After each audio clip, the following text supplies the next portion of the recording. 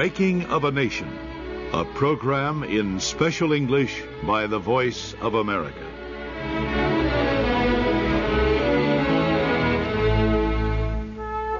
The election of Republican presidential candidate Herbert Hoover in 1928 made Americans more hopeful than ever about their future.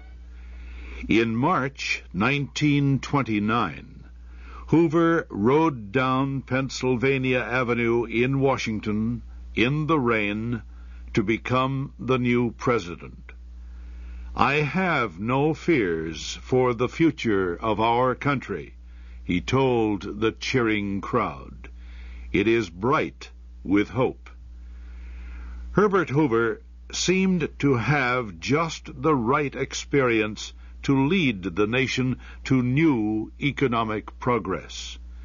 He had training in engineering, business, and national leadership. He understood economics and had faith in the future of private business. The clearest evidence of the public's faith in the economy is the stock market. And the New York Stock Exchange reacted to the new president with a wild increase in prices. During the months after Hoover's election, prices generally rose like a rocket.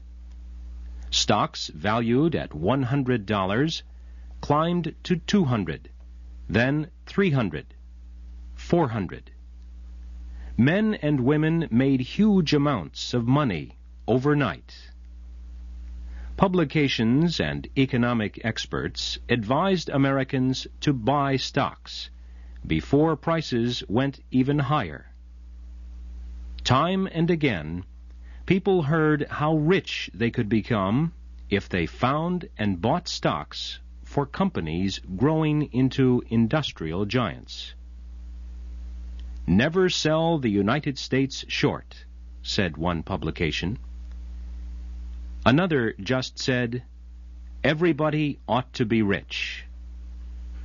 A number of economic experts worried about the sharp increase in stock prices that followed Hoover's election.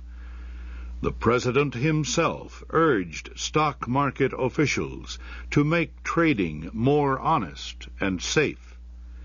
And he approved a move by the Federal Reserve Board to increase the interest charged to banks. However, both efforts failed to stop the growing number of Americans who were spending their money wildly on stocks.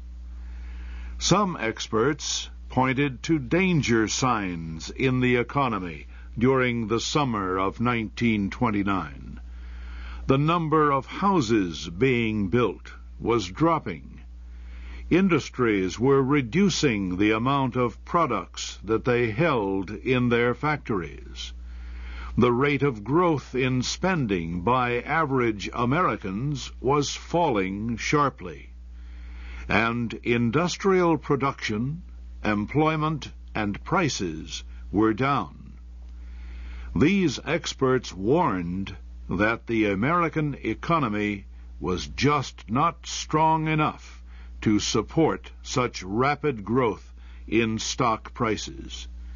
They said there was no real value behind many of the high prices. They said a stock price could not increase 4 times while a company's sales stayed the same. They said the high prices were built on foolish dreams of wealth, not real value. But the prices went still higher. Buyers fought with each other to pay more and more for company stocks. The average price of all stocks almost doubled in just 1 year. It seemed everybody was buying stocks, even people with little money or economic training.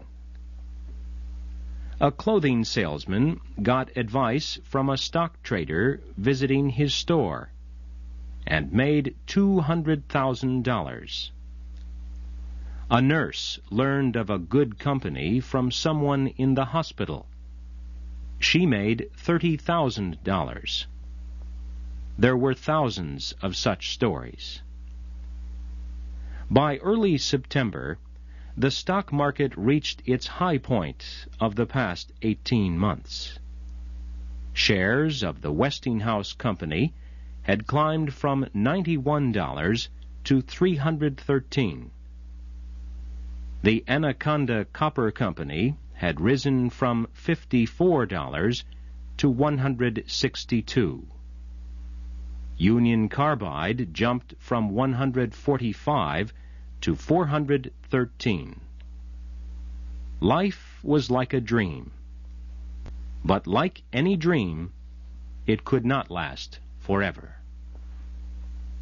In September 1929, stock prices stopped rising.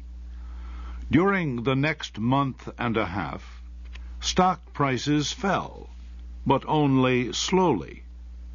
Then, suddenly, at the end of October, the market crashed. Prices dropped wildly.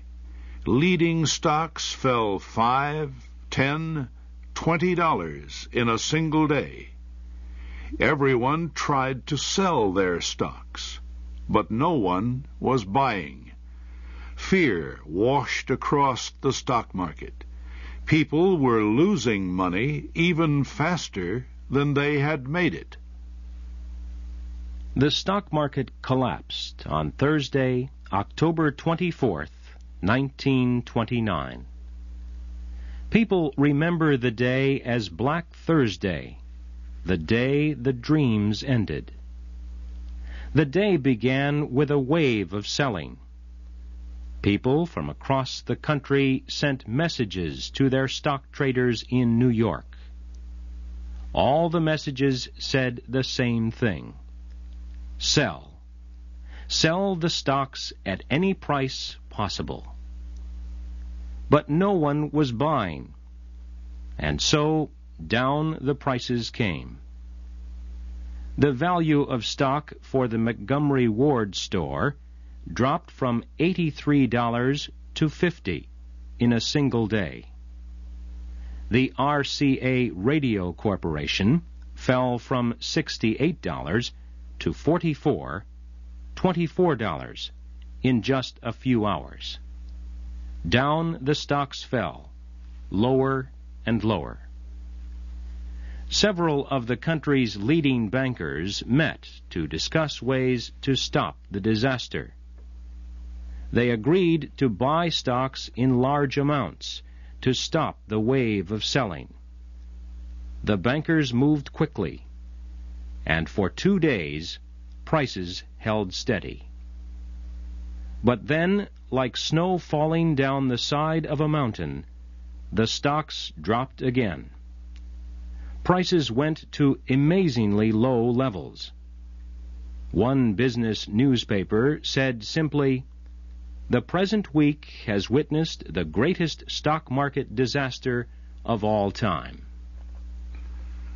The stock market crash ruined thousands of Americans. In a few short weeks, traders lost $30,000 million, an amount almost as great as all the money the United States had spent in World War I. Some businessmen could not accept what had happened.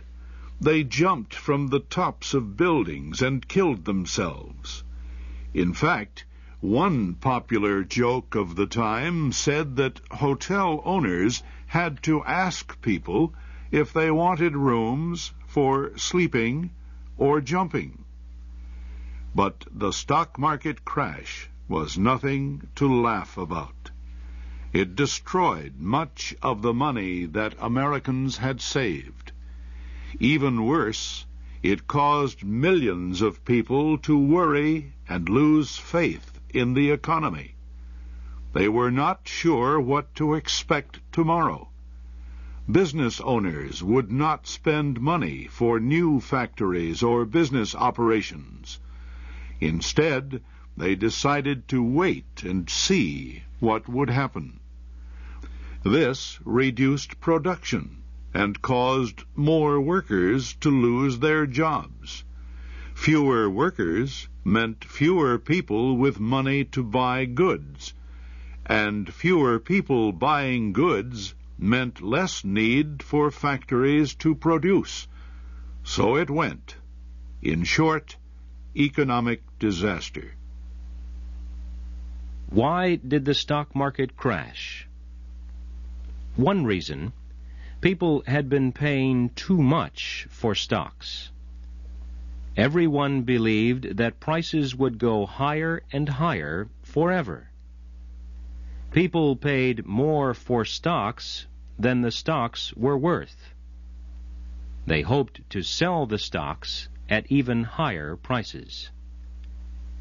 It was like a children's balloon that expands with air, blowing bigger and bigger until it bursts. But there were other important reasons. Industrial profits were too high and wages too low. 5% of the population owned 1/3 of all personal income. The average worker simply did not have enough money to buy enough of all the new goods that factories were producing. Another problem was that companies were not investing enough money in new factories and supplies. There were also problems with the rules of the stock market itself. People were allowed to buy stocks when they did not have the money to do so. Several government economic policies also helped cause the stock market crash of 1929. Government tax policies made the rich richer and the poor poorer. And the government did little to control the national money supply, even when the economy faced disaster. The stock market crash marked the beginning of the Great Depression, a long, slow, painful fall to the worst economic crisis in American history. The Depression would bring suffering to millions of people. It would cause major political changes, and it would be a major force in creating the conditions that led to World War II. We will look at the beginning of the Great Depression in our next program.